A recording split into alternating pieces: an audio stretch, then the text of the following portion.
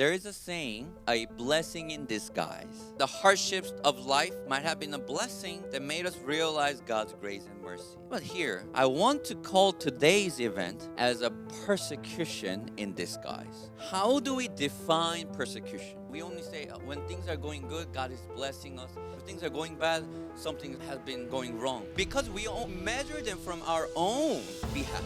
Let's think about it. What's the purpose of this persecution? To just make us feel miserable?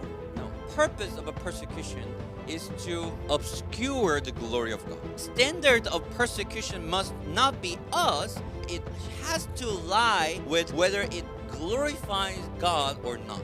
And when we have that standard on God's side, then we can discern this.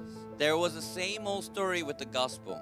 Gospel preached, some believed, some opposed, and it expanded. Satan is not dumb. So what he does instead here, he uses a different methods in Lystra. This temptation of immense recognition and praise was placed before them. Why? To prevent them from preaching the gospel purely and to make them use God's glory for their own comfort. He realizes this is a higher level temptation from Satan. He had never torn his clothes before, and he tears them without hesitation, and he speaks of this in verse 15. Friends, why are you doing this? We too are only human, like you.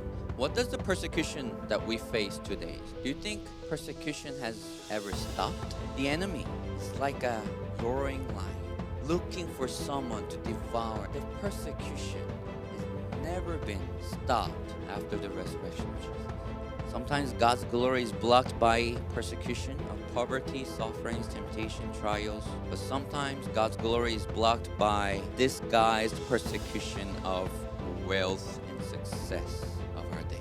C.S. Lewis in the Screwtape Letters, he says, most cunning tactic that Satan uses is to make believers misunderstand that they are believing well.